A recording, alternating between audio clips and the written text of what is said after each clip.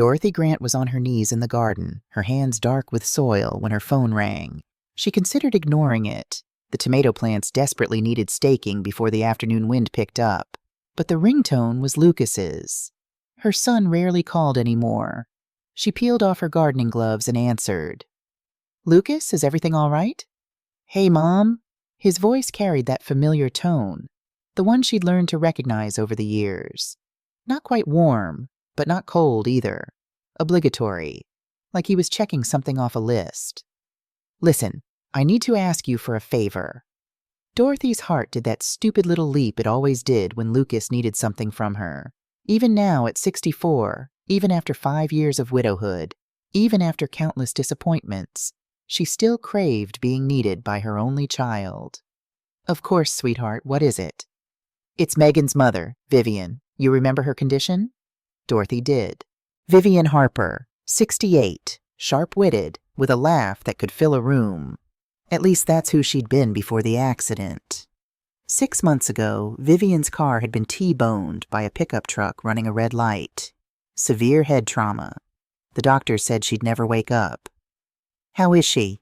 Dorothy asked, though she already knew the answer wouldn't be good. "The same. Vegetative state. The doctors say there's no brain activity left." Lucas paused. "Mom, here's the thing. Our regular nurse had a family emergency and had to fly back to the Philippines. And Megan and we have to go to Seattle. It's a work crisis. My project's going off the rails, and if I don't get there in person by tomorrow, I could lose the contract." Dorothy waited.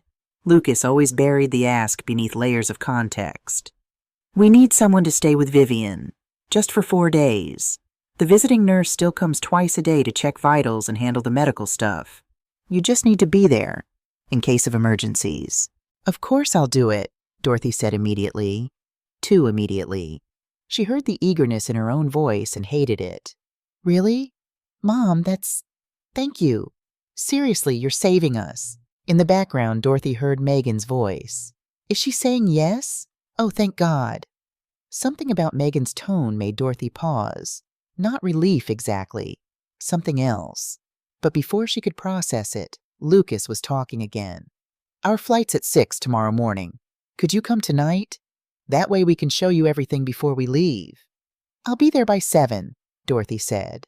After they hung up, she sat back on her heels and looked at her modest home, the same house she and Robert had bought 37 years ago, when Lucas was just a baby. Robert had been gone 5 years now.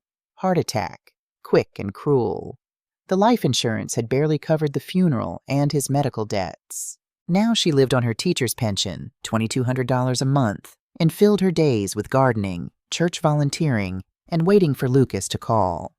She should have asked more questions, like why they couldn't hire a professional caregiver for 4 days. Lucas worked as an electrical engineer. Surely they could afford it. But she hadn't asked because she already knew the answer. It was cheaper to ask Mom. Dorothy pushed herself to her feet, her knees crackling in protest, and went inside to pack. Lucas and Megan's house sat in Riverside's nicest development, where the lawns were professionally maintained, and the houses had names like the Westchester and the Ashford.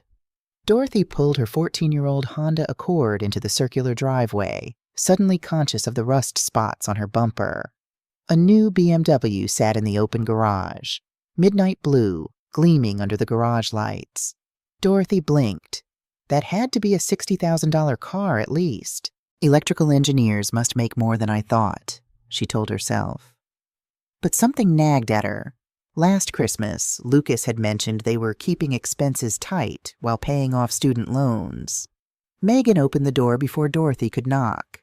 She was 34, 12 years younger than Lucas, with blonde hair pulled back in a sleek ponytail and yoga pants that probably cost more than Dorothy's monthly electric bill.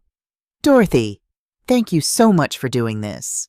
Megan's hug was brief, professional, like embracing a client. Come in, let me show you everything." The house's interior could have been pulled from a magazine. White marble floors, vaulted ceilings, a chandelier in the entryway that Dorothy recognized from a restoration hardware catalog she'd browsed once. Everything pristine, nothing out of place. "Lucas is just finishing up a work call," Megan said, leading Dorothy through the house. Let me take you to Mother's room first. They walked down a hallway lined with black and white family photos. Lucas and Megan at their wedding. Vacation shots from what looked like Europe. Professional portraits. Dorothy noticed Megan wore different jewelry in each photo. Expensive pieces. Stop it, she told herself. Stop being jealous. Your son is successful. Be happy for him. The guest room had been converted into a medical suite.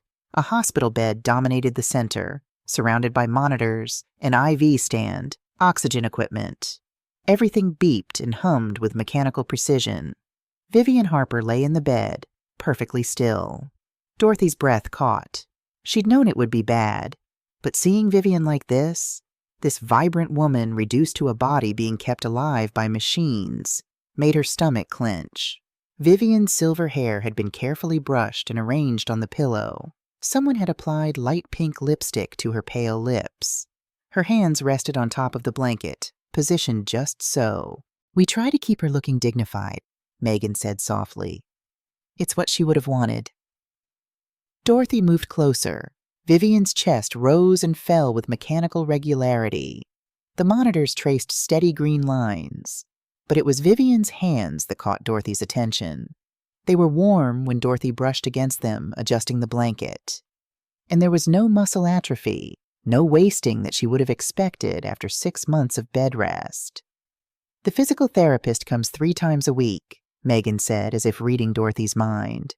To prevent muscle degradation and bed sores. Medicare covers it. That made sense. Dorothy nodded, pushing away the odd feeling. Our visiting nurse is Patricia Romano, Megan continued, moving to a whiteboard on the wall covered in times and medication names. She's wonderful, very experienced.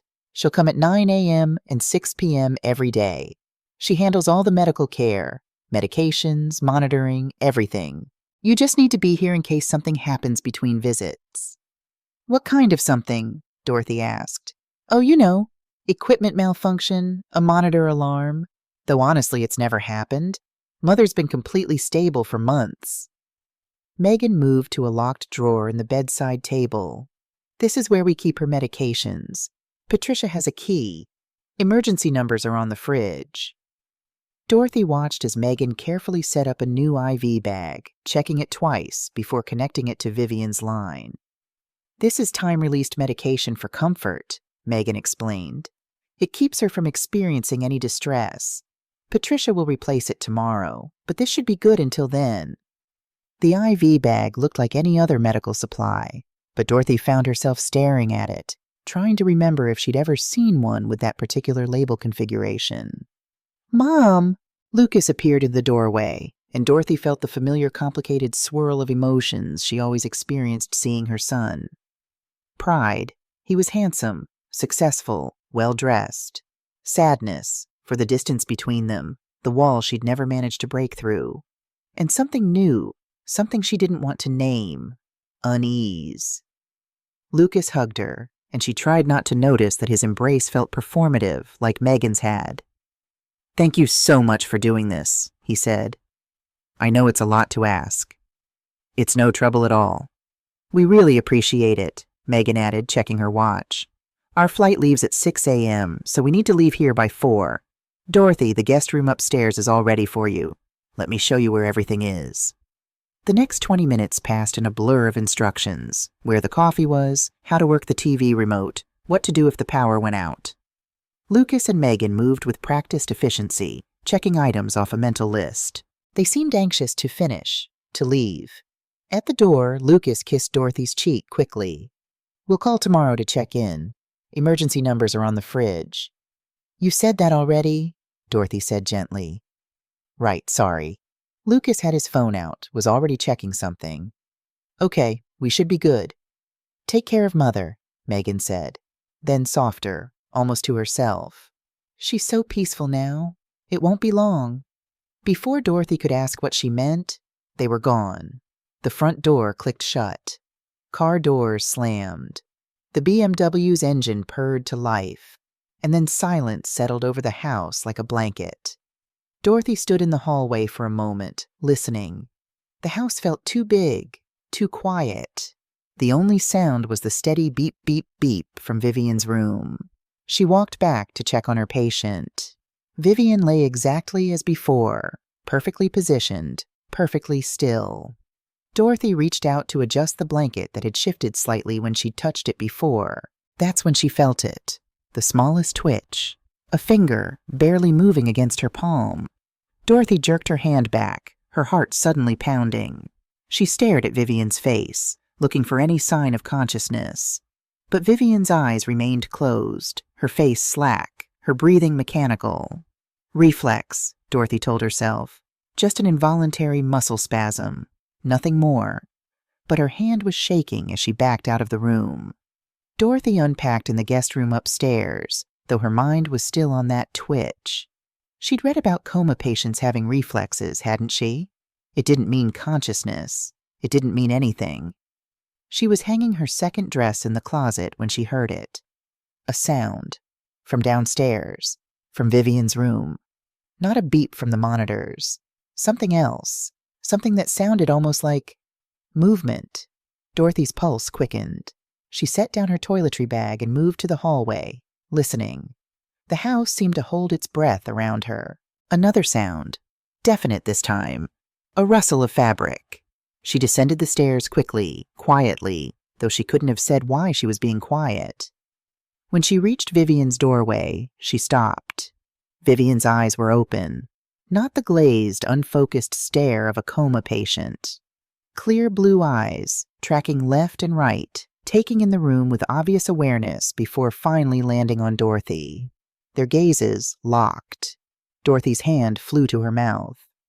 "Oh my God. Help me." Vivian's voice was rough from disuse but unmistakably conscious. "Please, before 6 p.m. For a long moment, Dorothy couldn't move, couldn't breathe. The monitors still beeped steadily. The IV dripped. Nothing had changed, except everything had changed. You're awake," Dorothy whispered, stepping into the room.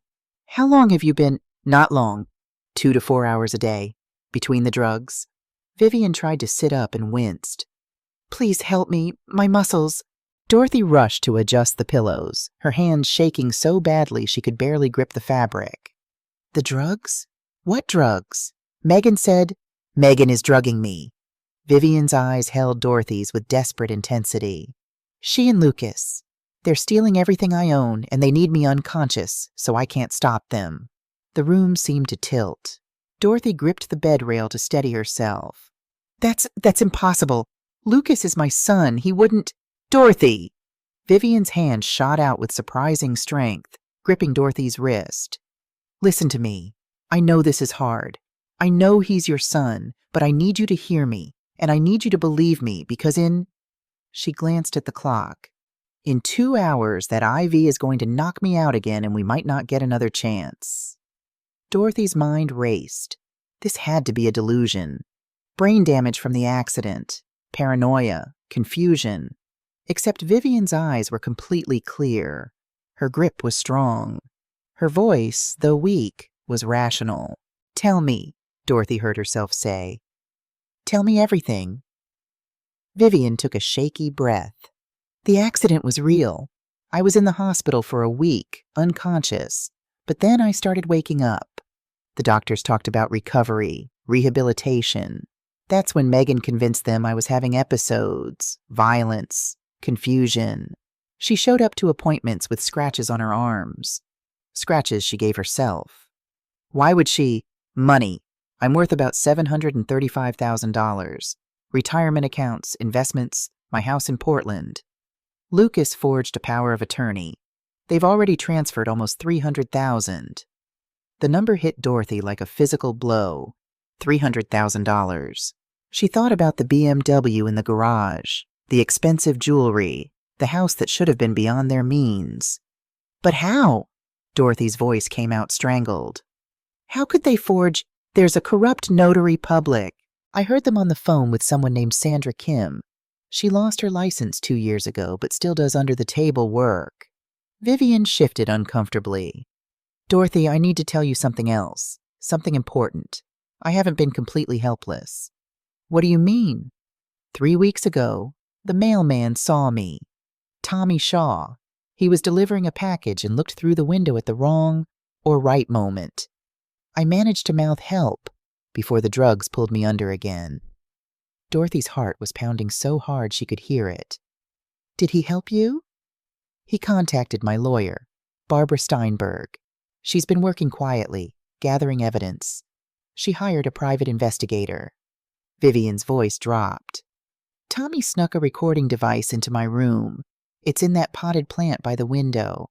It's been recording everything Lucas and Megan say when they think I'm unconscious. Dorothy turned to look at the innocent-looking potted fern. They talk freely around me, Vivian continued. Why wouldn't they? I'm supposed to be a vegetable. I've heard everything, Dorothy. The entire plan. What plan? Vivian's eyes filled with tears, but her voice remained steady.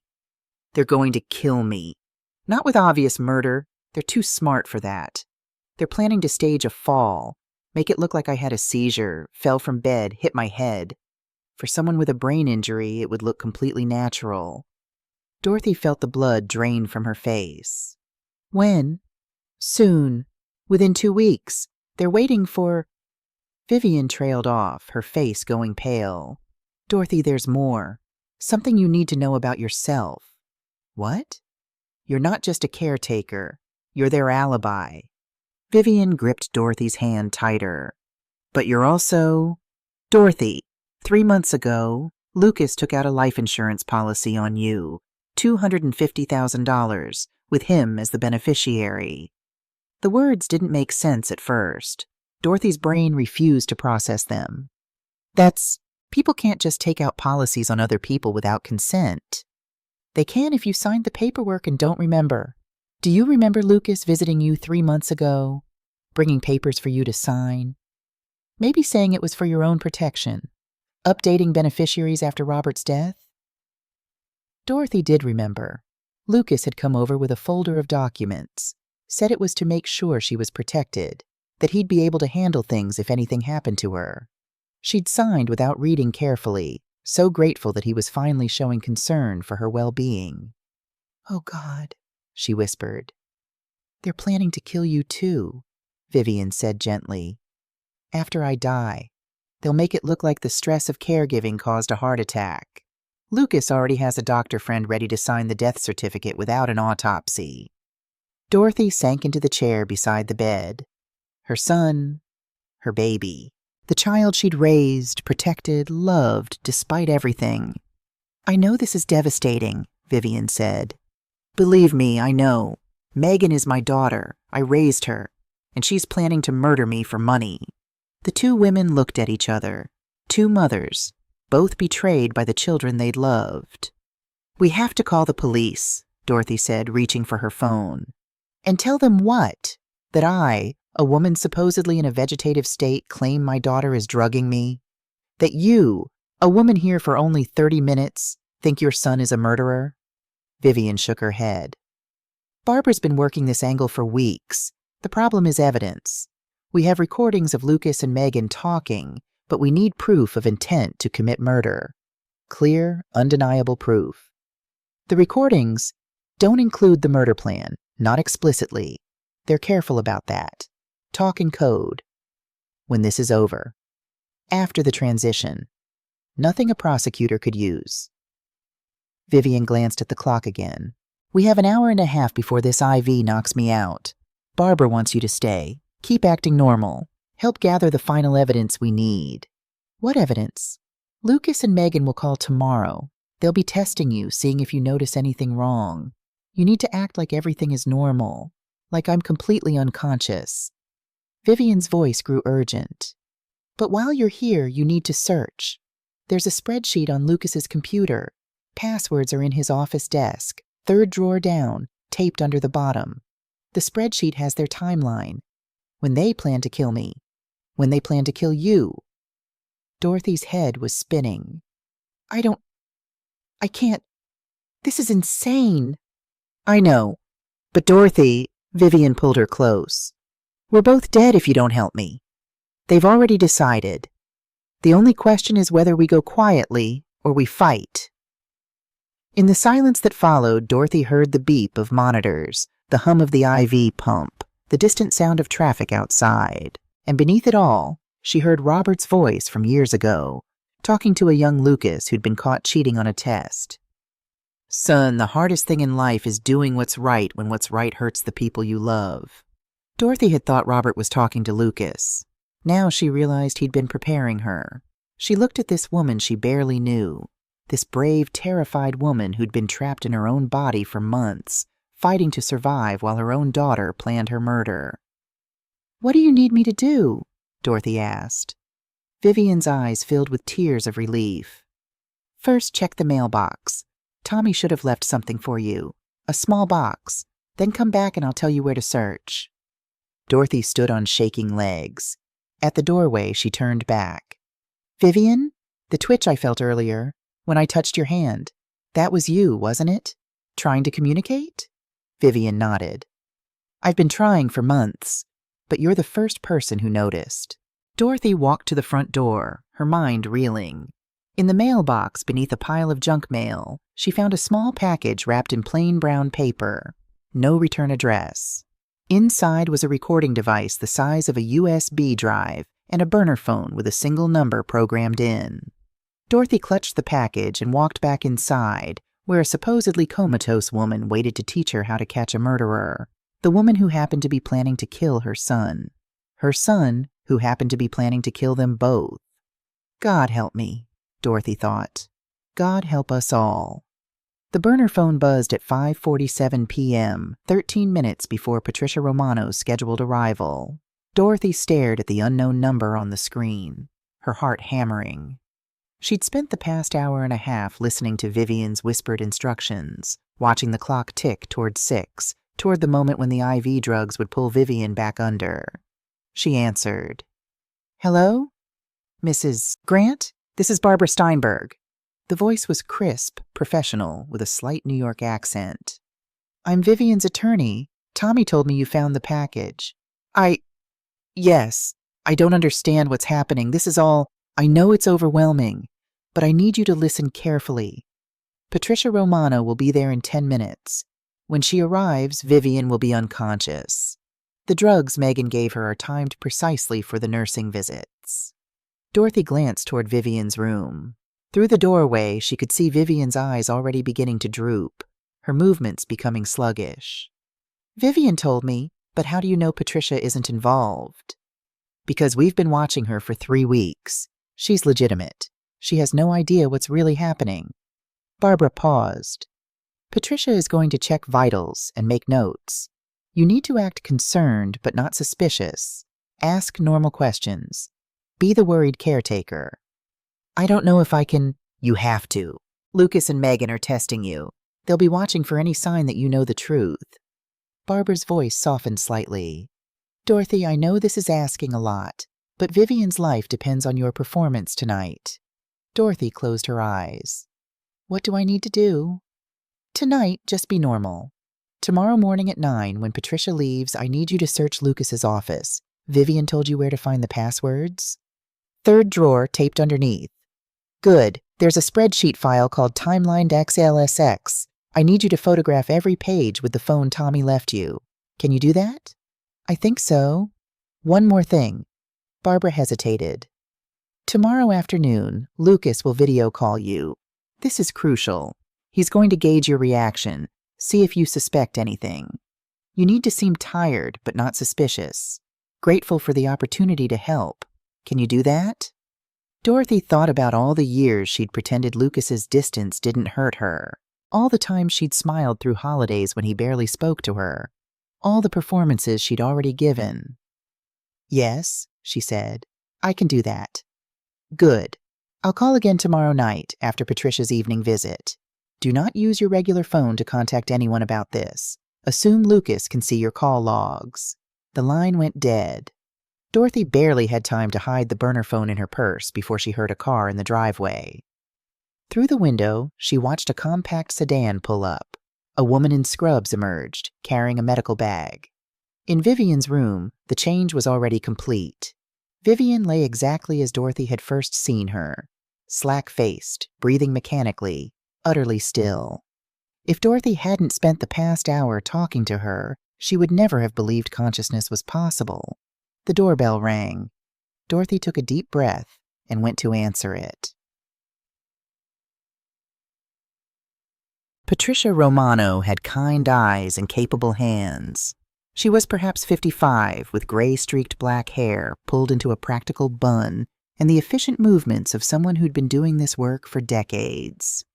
"You must be Dorothy," she said, offering a firm handshake. "Lucas told me his mother would be staying. I'm Patricia. I'll be checking on Vivian while you're here." "Thank you for coming," Dorothy said, stepping aside. "I'm a little nervous. I've never done this kind of caregiving before." "Oh, honey, there's nothing to be nervous about. Vivian's very stable. I'm just here to check vitals and make sure all the equipment is functioning properly." Patricia headed straight for Vivian's room with the familiarity of routine. "How has she been since the family left?" "Quiet, peaceful." Dorothy followed, watching as Patricia began her examination with practiced efficiency. Blood pressure cuff, thermometer, oxygen saturation monitor. Patricia worked quickly, making notes on a tablet as she went. "Vitals look good," Patricia said. "Heart rate is..." Dorothy's pulse spiked. "What? Is something wrong?" "Her heart rate is a bit slower than last time, 60 beats per minute. It's still within normal range, but it's dropped from her usual 72. Patricia frowned at the monitors. "And her pupils are more constricted than I'd expect." "What does that mean?" "Could be nothing. Could be a response to pain medication." Patricia made another note. "I'll mention it to Dr. Foster when I file my report. Has anyone else been giving her medications, besides the IV drip?" Dorothy's mouth went dry. This was it, the moment to tell the truth, to expose everything. But Barbara's voice echoed in her head. "We need proof of intent to commit murder." "No," Dorothy lied. "Just the IV. Megan set it up before they left." Patricia nodded, apparently satisfied. She checked the IV bag, examined the flow rate, made more notes. "Everything looks good otherwise. Her color is healthy, no signs of bed sores or infections. Megan does excellent care work." Patricia smiled at Dorothy. "You're in good hands with this family. They really love Vivian." The words felt like knives. "How are you holding up?" Patricia asked gently. "Caregiving can be stressful, especially if you're not used to it." "I'm managing," Dorothy said. "Just want to make sure I do everything right." "You're doing fine. Remember, I'm here twice a day. If anything seems off between my visits, if any alarms go off, if she seems in distress, you call 911 first, then call me. My number is on the fridge." After Patricia left, Dorothy stood in the hallway for a long moment, her hands shaking. Vivian lay unconscious in the bed, her breathing steady and mechanical. The constricted pupils Patricia had noticed, that was from Megan's drugs. And Patricia had no idea. She was documenting the effects of poisoning as normal medical variations. The perfect cover. Dorothy returned to the guest room and lay on the bed, staring at the ceiling. It was only 6:30 p.m. The evening stretched ahead of her, endless and suffocating. At 2:14 a.m., Dorothy woke to a sound. She lay in the darkness, listening. There, again. A soft thump from downstairs. She crept out of bed and padded down the hall in her nightgown. The house was dark except for the glow from Vivian's monitors. In the doorway, Dorothy froze.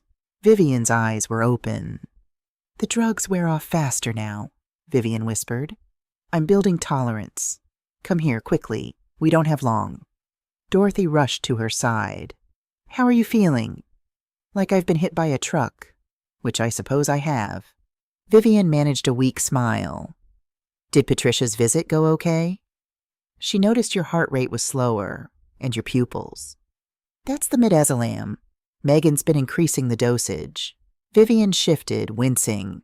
"Dorothy, there's something else I need to tell you. Something I heard 2 days ago, right before they left." "What?" "There's someone else involved. A third person. I heard Lucas on the phone talking to someone he called Ray. They were discussing the death certificate, timing, making sure everything would look natural." Vivian's eyes were urgent.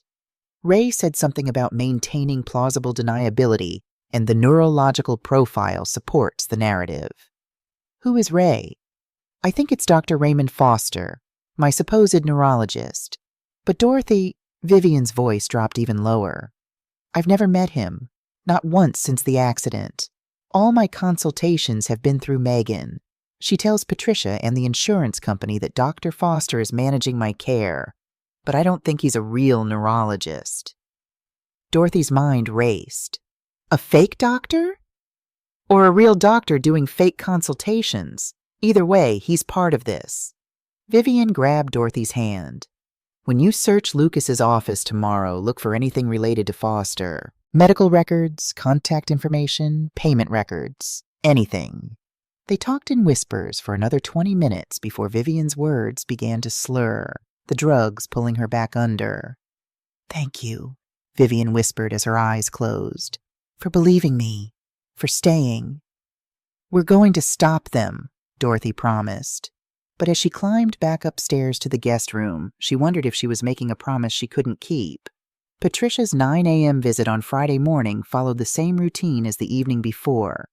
Vitals checked, notes made, cheerful conversation about the weather and Patricia's grandchildren. Vivian's heart rate is still a bit low, Patricia noted, but stable.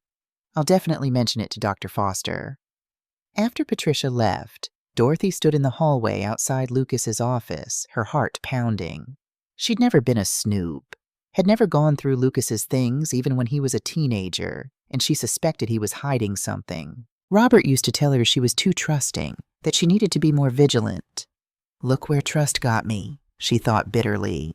The office was masculine and organized. Dark wood desk, leather chair, framed engineering certificates on the wall. A photograph of Lucas and Megan at their wedding sat prominently on the desk. They looked happy, in love. Had it all been a lie, or had something changed them into the monsters Vivian described? Dorothy opened the third drawer down. Files, office supplies, a stapler. She felt underneath the drawer. There, a small piece of paper taped to the bottom. She peeled it off carefully. A sticky note with passwords written in Lucas's neat handwriting. Desktop, Bridge 2024. Files, MVH Estate MVH. Megan Vivian Harper. Dorothy's hands shook as she powered on Lucas's computer. The desktop loaded. A photo of Lucas and Megan on a beach somewhere tropical. She clicked on the file manager and searched for timeline.xlsx. There, a folder labeled MVH Estate Planning.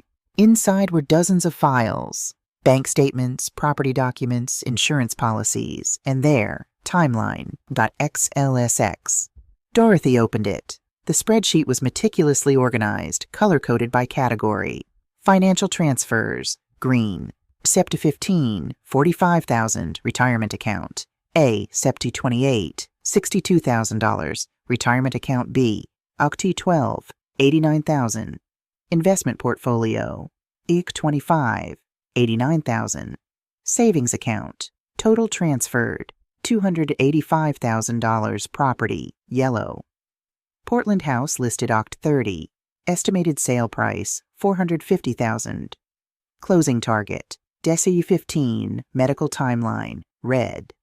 NOVR 8, begin documented decline. NOVR 12, 15, escalating symptoms. NOV 16, incident. NOV 17, pronounced deceased. NOV 18, cremation, no autopsy. Insurance, blue. VH life insurance, $500,000, payout 30 days post-death. DG life insurance, $250,000, payout 60 days post-natural causes. DG, Dorothy Grant. She stared at her own initials, at the clinical notation of her planned death, and felt ice flood her veins. There was more.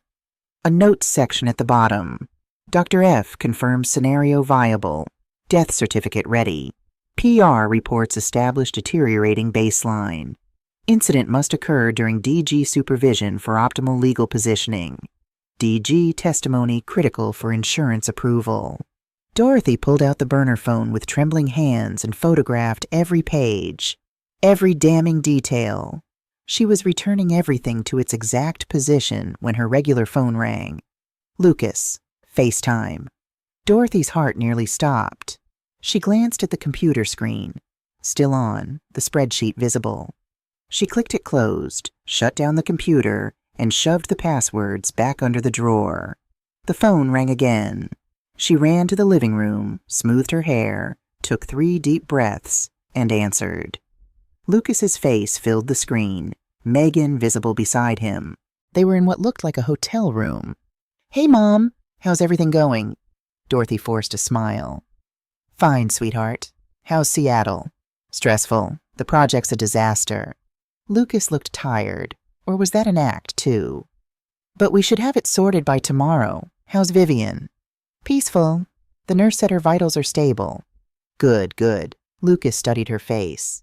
"You look tired, though. Are you getting enough sleep?" "Just not used to the quiet house, I suppose. You know how it is." Megan leaned into frame. "Dorothy, you're such a blessing for doing this. I know it's not easy being around someone in Vivian's condition." There was something in Megan's eyes as she said it. A test, a probe, looking for any crack in Dorothy's facade. "She seems very peaceful," Dorothy said carefully. "Patricia has been wonderful, explaining everything to me." "What did Patricia say?" Megan's voice sharpened slightly. "Just that Vivian's heart rate was a bit slower than usual. Nothing concerning," she said. "Probably just the medications." Megan and Lucas exchanged a glance, so quick Dorothy almost missed it. "That's normal," Megan said. "Her body's adjusting to the medication balance. Actually, Dorothy, while I have you, sometimes Vivian's breathing gets shallow around midday. It's nothing to worry about, just the natural rhythm of her condition." Dorothy's mind flashed to the timeline. Begin documented decline. They were preparing her, priming her to accept Vivian's deterioration as natural. "I'll keep an eye on it," Dorothy said. "Should I call Patricia if I notice anything?" "Only if it seems severe," Lucas said quickly. "We don't want to alarm her unnecessarily. Megan knows Vivian's patterns better than anyone." "Of course." They chatted for another few minutes, surface conversation about nothing. But Dorothy could feel them watching her, analyzing her responses, looking for any hint that she suspected. When the call ended, Dorothy sat on the couch and realized she was shaking. She'd done it. She'd lied to her son's face, and he'd lied right back. The burner phone rang at 3:17 p.m., just as Patricia was leaving from her afternoon check. "Did you get the spreadsheet?" Barbara asked without preamble. "Yes, all of it." "Good. Send me the photos through the encrypted app Tommy installed on that phone. Click the green icon." Dorothy fumbled with the phone until she found the app. The photos uploaded with agonizing slowness. "Dorothy, I need to tell you something," Barbara said. "Lucas and Megan changed their flight. They're coming home tonight instead of Sunday." Dorothy's stomach dropped. "Tonight?" "But they said my investigator hacked Lucas's email. They rebooked this morning. They'll be there around 7 p.m. "Why? Why would they come back early?" "I don't know. But Dorothy," Barbara's voice was grim, "I think they might suspect something. The way Megan asked about Patricia's observations, the timing of the return, they're accelerating." Dorothy thought of the timeline. November 8th, begin documented decline. Today was November 7th. "They're starting," she whispered. "They're going to kill Vivian this weekend." "We need one more thing. Concrete proof of murder intent. The spreadsheet helps, but a good lawyer could argue it's hypothetical planning, estate management." "What more do you need?" "I need them to say it, out loud. The plan, the method, the timeline." Barbara paused. "Dorothy, I'm sending someone to install a recording device in your cross necklace. The one you're wearing. I saw it when Tommy described you. Is it the silver one?" Dorothy touched the cross at her throat, Robert's last gift to her, given 3 days before the heart attack that killed him. "Yes." "A tech will come to the door at 4 p.m. He'll be dressed like a delivery driver. Let him in, give him the necklace. He'll be gone in 5 minutes. The device is voice activated and will record everything within 15 feet. And then?" Then you wear it when Lucas and Megan come home. You engage them in conversation about Vivian's condition. If they reveal the plan, any detail about the murder, we'll have what we need. They won't just tell me they're planning to kill someone. They might if they think you're already complicit. Barbara's voice gentled. Dorothy, I know this is terrifying, but we have officers positioned 2 blocks away. If anything goes wrong, if you feel threatened, you say the code phrase, I need to call my friend Gloria. That's the signal. Officers will be there in 60 seconds. But Vivian will be unconscious from the evening dose. She won't be in immediate danger tonight. The timeline says November 16th for the incident. That gives us 8 days. Barbara paused. But Dorothy, there's something else you need to know. Something I found this morning. Dorothy's grip tightened on the phone. What? Lucas took out that insurance policy on you 3 months ago, but he also visited a Dr. Marcus Webb 2 months ago. Dr. Webb is, let's say he's known for being flexible with death certificates, especially for the right price. Oh, God. Dorothy, they're planning to kill you too, after Vivian. The spreadsheet confirms it. 60 days after Vivian's death. They'll say the stress of caregiving caused a heart attack. Dr. Webb will sign off without requiring an autopsy. The room spun. Dorothy sat down hard on the couch. When Lucas gets home tonight, Barbara continued, he's going to test you. See if you'll go along with their plans. They need you as their witness for Vivian's death, but they also need to make sure you won't ask uncomfortable questions afterward. How do you know all this? Because I've been doing elder law for 30 years, and I've seen this pattern before. Not often, thank God, but enough to recognize it. Barbara's voice hardened. They're going to offer you money, Dorothy. A cut of the inheritance. Maybe $50,000, maybe more. They'll frame it as thanking you for your help, for your discretion. I would never. I know you wouldn't, but they don't know that. To them, everyone has a price. That's how they think. At 4:03 p.m., a man in a brown delivery uniform rang the doorbell. Dorothy handed him her cross necklace and watched him work with tiny tools and expert precision. 5 minutes later, the necklace looked identical, but felt infinitesimally heavier. Works perfectly, he said. Voice activated, battery good for 72 hours, range of 15 feet. Everything gets transmitted directly to the task force. Task force? He smiled grimly. Ma'am, you're helping us build a case against 2 people planning double homicide and major financial fraud. The FBI got involved 2 weeks ago. There are 12 people working this case. After he left, Dorothy sat in the quiet house and tried to process it all. 12 people, a task force. Her son was the target of a federal investigation. Her son was a monster. At 6:02 p.m., Patricia arrived for her evening visit. She checked Vivian's vitals, made her notes, and frowned. Her oxygen saturation is a bit low, Patricia said. 93%. It should be 95 or above. Is that dangerous? Not immediately, but I'm going to call Dr. Foster and see if we should adjust her oxygen flow. Patricia made a note. When do Lucas and Megan get back? Tonight, actually. They changed their flight. Oh, good. I'll mention this to them, too. They'll want to know. After Patricia left, Dorothy checked on Vivian. She was deeply unconscious, exactly as Megan had planned. The oxygen saturation drop wasn't natural. It was Megan's drugs, already beginning the documented decline that would justify Vivian's murder. And Patricia, kind Patricia with her grandchildren and her genuine concern, had no idea she was documenting a murder in progress. Dorothy returned to the living room and waited. At 7:13 p.m., she heard a car in the driveway. They were home. Megan came through the door first, pulling a designer suitcase behind her, her smile bright and her eyes calculating. Dorothy, we're back. She set down her bag and moved to hug Dorothy, a performance of affection for an audience of 1. How was everything? Fine. Quiet.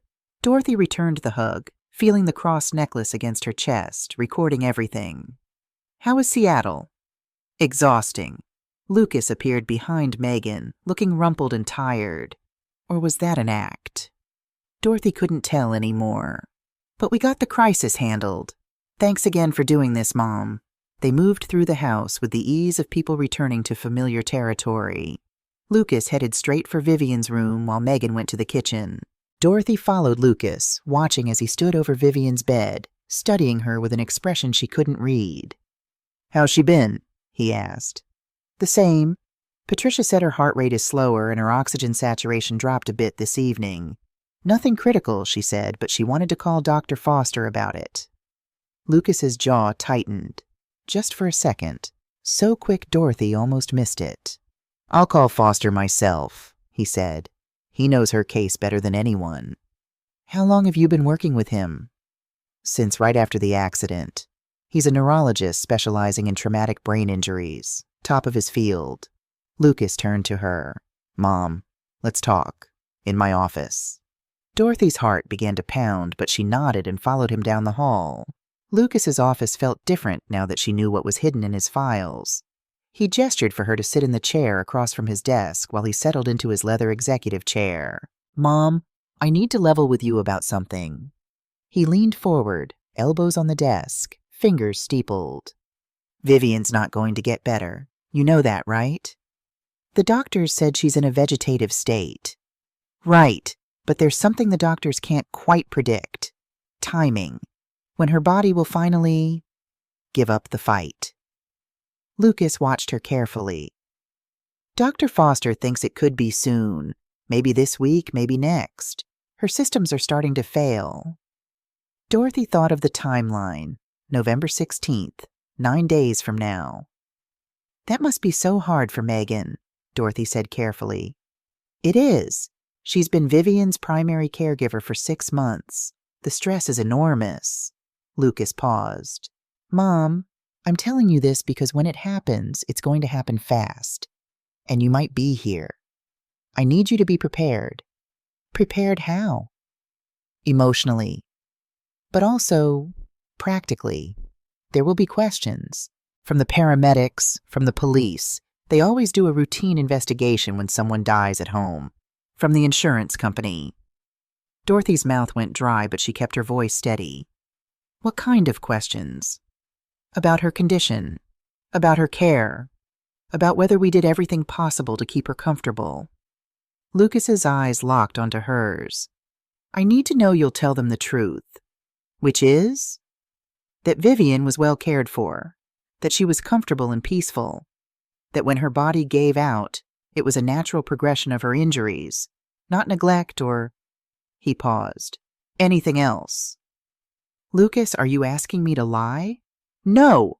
He sat back, palms up. "God, no, Mom. I'm asking you to understand what you've witnessed. Vivian's getting the best care possible. Patricia's a professional. Dr. Foster is top tier. Megan's devoted. When Vivian dies, and she will die, it won't be anyone's fault. It'll just be tragic." The way he said it, so smooth, so practiced, made Dorothy's skin crawl. "I understand," she said quietly. "Good." Lucas relaxed slightly. "Mom, I know this is a lot to ask.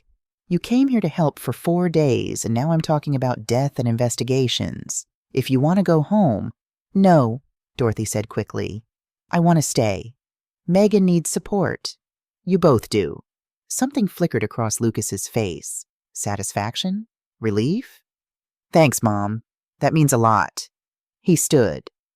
"Let's go see what Megan's making for dinner. I'm starving." In the kitchen, Megan had Thai takeout containers spread across the counter. "I didn't feel like cooking," she said. "Hope you like pad Thai, Dorothy." They ate in the dining room, making small talk about Seattle, about Patricia's visits, about the weather. Normal conversation. A normal family having a normal dinner. Except Dorothy's cross necklace was recording every word. Except in 9 days, these people planned to murder Vivian. Except in 69 days after that, they planned to murder Dorothy. After dinner, Megan announced she needed to give Vivian her evening medications. "Want to watch?" she asked Dorothy. "It might be helpful for you to know the routine, in case you ever need to help." They walked to Vivian's room together. Megan pulled out a locked medication box from the bedside drawer and opened it with a small key from her keychain. Inside were vials, syringes, alcohol wipes, a full medical kit. "This is her pain medication," Megan said, drawing liquid from one vial into a syringe. "And this is for muscle spasms. And this," she drew from a third vial, "helps her sleep peacefully." Dorothy watched the amounts, far more than any standard dose she'd seen in her limited medical knowledge. "How long before it takes effect?" Dorothy asked. "About 15 minutes. Then she'll sleep deeply until late tomorrow morning." Megan approached Vivian's IV line with the syringe. Dorothy had to fight every instinct not to stop her, not to scream, not to call for help, because they needed Megan to do this. Needed it recorded, documented, witnessed. Megan injected the contents into the IV port with practiced efficiency. "There," she said, disposing of the needle. "She'll be comfortable now." They stood in silence for a moment, watching Vivian breathe. "You really love her," Dorothy said softly. Megan's face softened in what looked like genuine emotion. "She's my mother. Of course I love her." She touched Vivian's hand gently. I wish she wasn't suffering. I wish there was a way to end this peacefully." The words hung in the air between them. "What do you mean?" Dorothy asked. Megan glanced at her, seemed to make a decision. "Come on, let's have some wine. I need to talk to you about something." They returned to the kitchen. Megan poured 2 generous glasses of white wine and handed one to Dorothy. "Lucas told you Vivian's declining, right?" "Yes. What he didn't tell you is that Dr. Foster thinks she's in pain, that despite the medications, her body is experiencing distress." Megan took a long sip of wine. "In some states, there's death with dignity, where people can choose to end suffering on their own terms." "Washington is one of those states," Dorothy said quietly. "Right, but Vivian can't choose. She can't consent, so we just have to wait. Watch her suffer until her body gives up." Megan's voice cracked slightly. "It's cruel, Dorothy. I love my mother, but I can't help thinking maybe if something happened, something quick, painless, maybe that would be a mercy." Dorothy's blood ran cold. "What are you saying?" Megan looked directly at her. "I'm saying that sometimes when people are dying anyway, when they're suffering and there's no hope, sometimes nature takes its course. Complications happen. Falls, infections, blood clots." She paused. "And when those things happen to someone in Vivian's condition, they're usually fatal, but they're also natural, expected even." There it was, the confession, wrapped in euphemisms, but clear enough. "Megan, that sounds like you're—" "I'm not saying anything illegal," Megan interrupted. "I'm just saying that if something happened, if Vivian took a turn for the worse, if there were complications, well, it wouldn't be surprising. It would be sad, but understandable."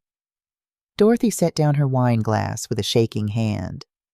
"Are you asking me to hurt Vivian?" "God, no." Megan looked horrified.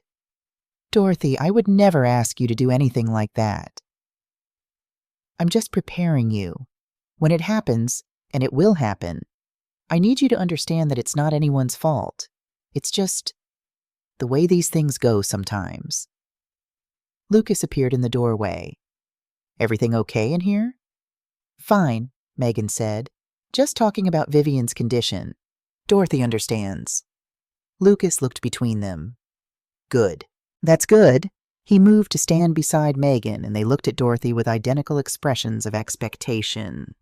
"Mom," Lucas said, "when this is over, when we've gotten through this terrible time, Megan and I want to do something for you, to thank you for all your help." "That's not necessary. Please, let us." Lucas smiled. "We know you've been struggling since Dad died. We want to help. Maybe 50,000? Enough to give you some breathing room, take a vacation, not have to worry so much about bills." There it was, the bribe. Dorothy looked at her son, at this stranger who looked like her son, and felt something inside her break and rebuild simultaneously. "That's very generous," she heard herself say, "but I couldn't accept that much money."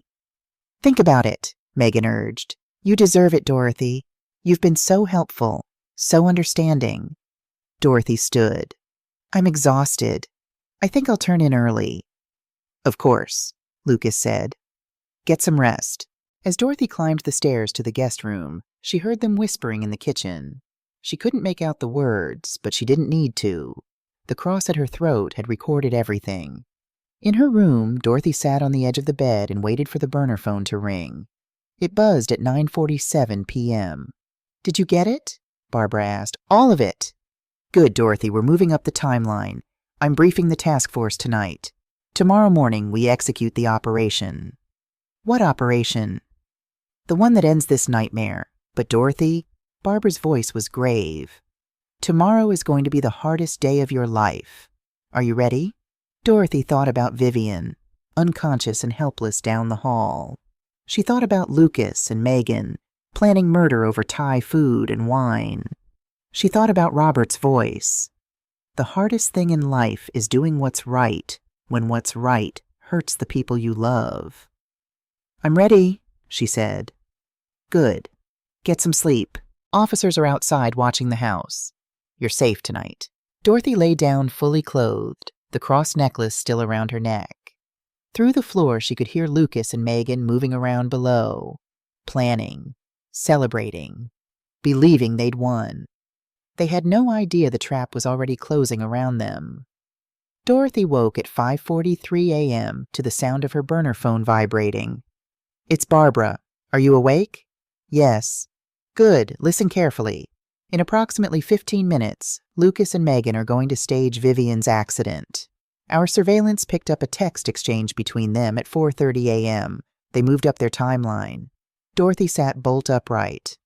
What? But the spreadsheet said November 16th? They're panicking. After last night's conversation, they think you might suspect something. They want to finish this while you're still here as their witness. Barbara's voice was crisp, controlled. Here's what's going to happen. They'll create a scenario where Vivian appears to have a seizure and falls from bed. They need you to see the aftermath and believe it's real. But Vivian will be completely unconscious from last night's dose. She won't feel anything. Dorothy, this is crucial. You need to react exactly as they expect.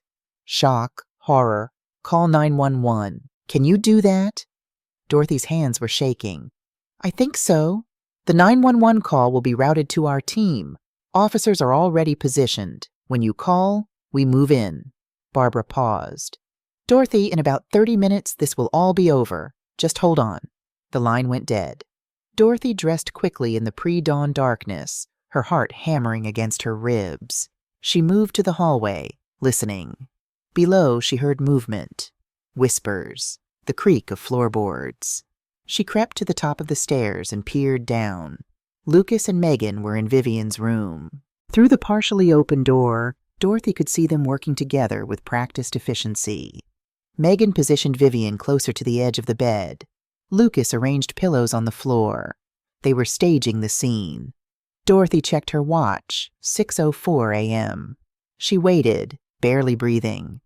At 6:09, Megan's voice rang out, sharp with manufactured panic. Dorothy! Dorothy! Come quick!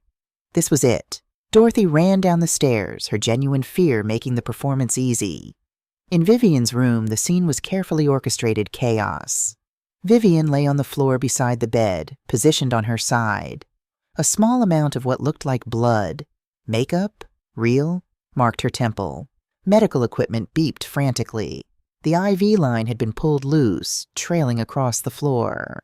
Megan knelt beside Vivian, her hands hovering over her mother with theatrical helplessness. She had a seizure. She fell. I just came in to check on her and— Call 911, Lucas shouted, appearing in the doorway behind Dorothy. Mom, call 911 now. Dorothy pulled out her phone with shaking hands and dialed. The operator answered immediately. 911, what's your emergency? There's been an accident. The woman I'm caring for, she fell from her bed. She's bleeding. She's unconscious. Please, we need help. Ma'am, stay calm. What's the address? Dorothy gave it, her voice breaking. Please hurry. She hit her head. There's blood. Ambulance is on the way. Stay on the line with me. Is she breathing? Megan had her fingers on Vivian's neck. No pulse, she said, her voice cracking. I think she's gone. The caller is saying there's no pulse. Dorothy relayed to the operator. Don't move her. Help is 4 minutes away. Can you check for breathing? Lucas knelt beside Vivian, placed his ear near her mouth. Nothing. She's not breathing. It was a perfect performance. If Dorothy hadn't known the truth, she would have believed every second. Megan looked up at Dorothy, tears streaming down her face. This is terrible, but Dorothy, her voice dropped, urgent. When the police come, remember what we talked about. She was comfortable. We did everything we could. This was just complications. Natural. You saw it yourself. Dorothy stared at her.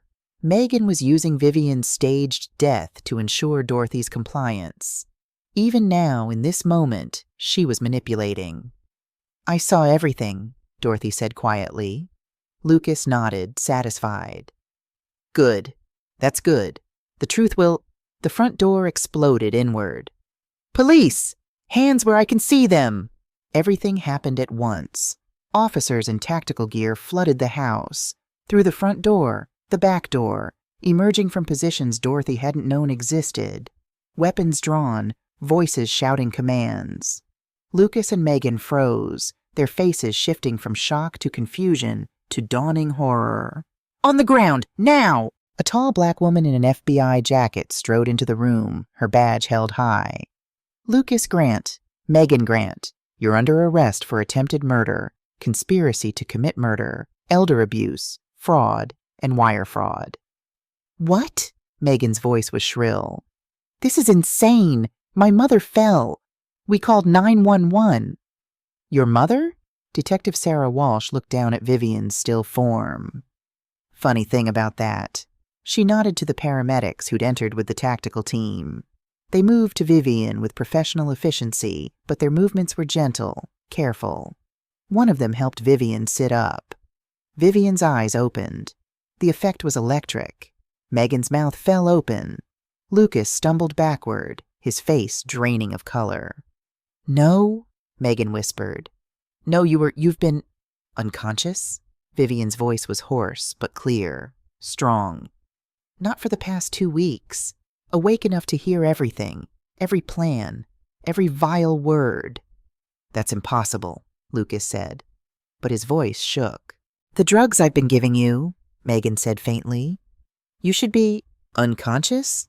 I was, for months. But bodies build tolerance, Megan. You should have learned that in pharmacy tech school, before they fired you for stealing medications. Vivian stood with help from the paramedics, steady on her feet despite months of forced bed rest. I've been conscious for hours at a time, long enough to hear you planning my murder, long enough to contact my attorney, long enough to help the FBI build a case against you. Lucas's eyes snapped to Dorothy. Mom, you knew. You helped her. It wasn't a question. Dorothy met her son's gaze. Yes? How could you? I'm your son! The words that had haunted Dorothy for months, the fear that she was betraying her own child, suddenly felt hollow, meaningless. My son died a long time ago, Dorothy said quietly. I don't know who you are. Detective Walsh stepped forward. Lucas Grant, Megan Grant, you have the right to remain silent. This is a setup, Megan shrieked. She's been awake and pretending? That's fraud. She's the one committing fraud. Actually, we have you on tape, Walsh said calmly. 6 weeks of recordings, including last night when you told Dorothy Grant. She pulled out a tablet and read from it. If something happened, if there were complications, well, it wouldn't be surprising. Care to explain what complications you were referring to? Megan's face went white. Walsh continued. We also have your computer files, Lucas. Very detailed spreadsheet. Timeline.xlsx. Ring a bell? November 16th. Incident. Very specific. We also have your Bitcoin transactions for illegal pharmaceuticals, Megan.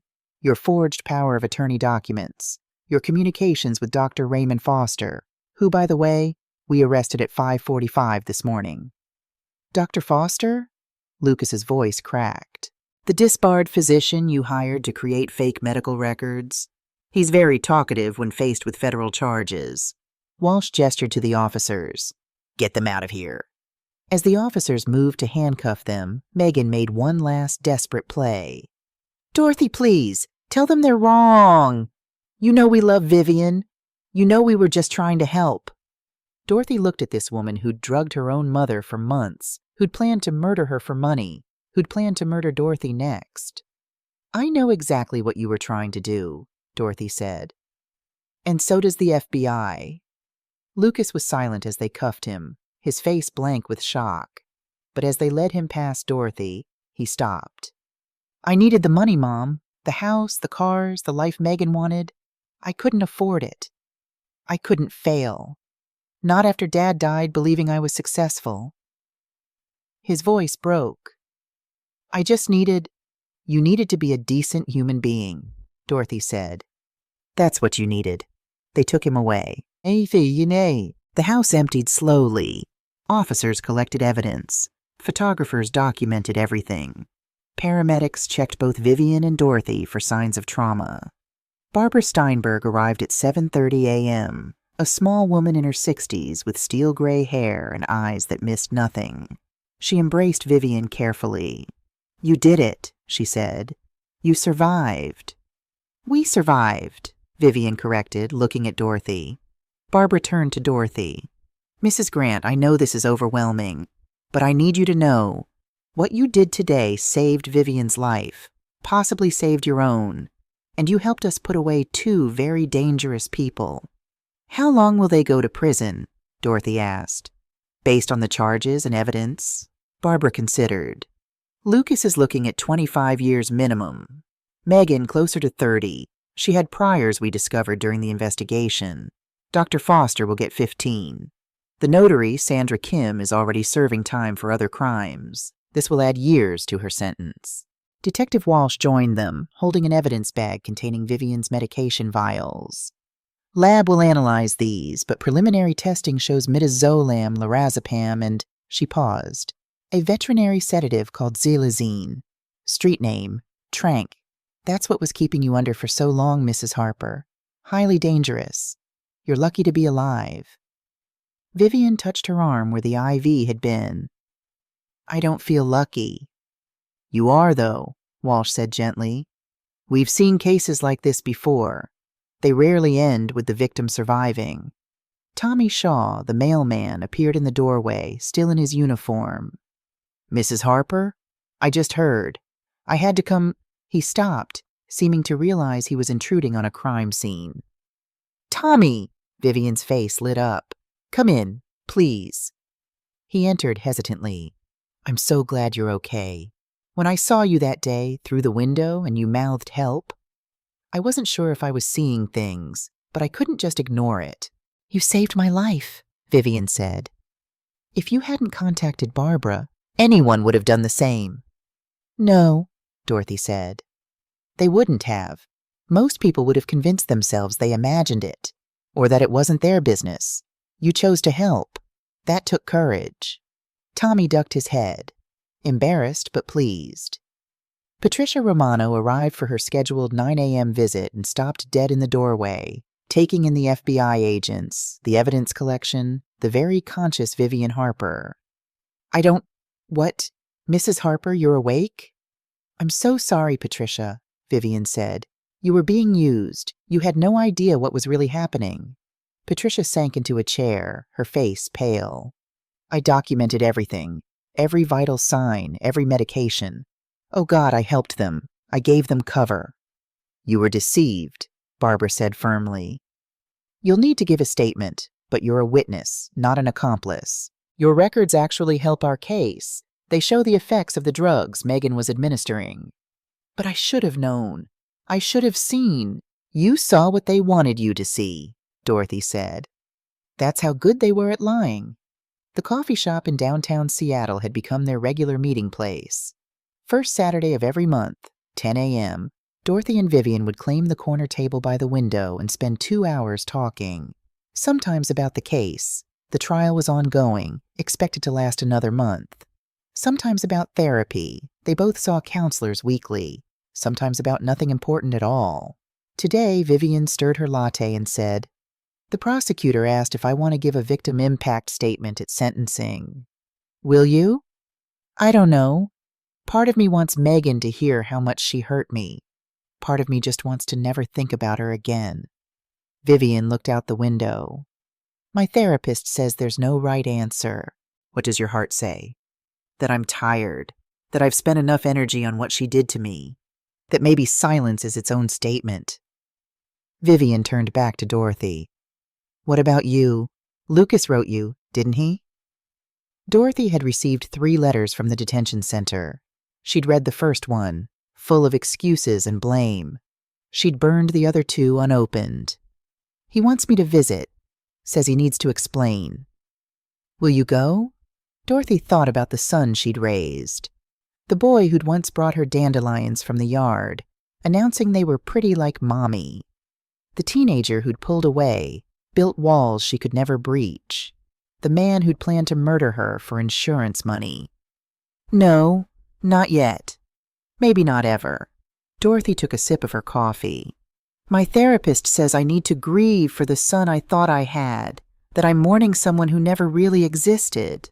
That's the hardest part, Vivian said softly. Accepting that we loved an illusion. They sat in comfortable silence, watching people pass by outside. Normal people living normal lives, untouched by the kind of betrayal that left scars in places no one could see. I'm selling the house, Dorothy said suddenly. Too many memories. Too much empty space. Where will you go? I don't know yet. Maybe somewhere smaller. Somewhere I can start fresh. Dorothy smiled. My therapist also says I've spent my whole life making myself small for other people. It's time to figure out what I actually want. What do you want? Dorothy considered the question. 6 months ago, she would have said she wanted Lucas to love her, to need her, to see her as more than an obligation. Now? I want to wake up without dread. I want friends who actually care about me. I want to take a painting class. I always loved art, but never had time. She looked at Vivian. I want to be someone I'm proud of. You already are, Vivian said. You risked everything to help a stranger. You stood up to your own son to do what was right. Dorothy, you're one of the bravest people I know. Dorothy felt tears prick her eyes. I was terrified the whole time. Bravery isn't not being scared. It's being scared and doing it anyway. The waitress came by to refill their coffees. A child at the next table laughed at something on her mother's phone. Outside, a bus rumbled past. Normal life. The kind of life Dorothy had almost lost. The Victims' Compensation Fund came through, Vivian said. I'm getting back everything they stole, plus damages. It's more money than I know what to do with. That's wonderful. I want to start a foundation for elder abuse victims. So many people go through what I did and don't have a Tommy or a Barbara or a Dorothy to help them. Vivian leaned forward. I want you to help me run it. Dorothy blinked. Me? You understand what it's like. You know how to navigate the system now. And more than that, Vivian reached across the table to take Dorothy's hand. You're someone who gives a damn. That matters. I don't have any experience with nonprofits. Neither do I. We'll learn together. Vivian smiled. What do you say? Want to turn our nightmare into something that helps other people? Dorothy thought about it. About all the Vivians out there, trapped and helpless. About all the Dorothys who loved people who were slowly poisoning them. About Robert's voice. The hardest thing in life is doing what's right. Yes, Dorothy said. I'd like that. They talked for another hour about plans, possibilities, hope. When they finally stood to leave, Vivian paused at the door. Dorothy, thank you for believing me when no one else did. Thank you for trusting me with the truth. Outside, spring sunshine warmed the Seattle streets. Dorothy walked to her car feeling lighter than she had in months, maybe years. Her phone buzzed. A text from her therapist. Remember, healing isn't linear. Be patient with yourself. Dorothy smiled and replied, I'm learning. She drove home to her too big house, already making mental notes about what to keep and what to let go of. So many years of accumulated things. So many memories, both real and imagined. It was time to build something new. As she pulled into her driveway, she saw a package on the porch. No return address. For a moment, her old fear spiked. What if Lucas had somehow... But when she opened it, she found a book, The Courage to Heal, and a note in Tommy's handwriting. Saw this and thought of you. You've got this. T. Dorothy sat on her porch steps, holding the book, and let herself cry. Not from sadness this time. From gratitude. For Tommy, who'd seen and acted. For Barbara, who'd fought. For Vivian, who'd survived. For the stranger inside herself who'd found courage when it mattered most. The hardest part was over. The healing had begun. And for the first time in her 64 years, Dorothy Grant was going to live for herself.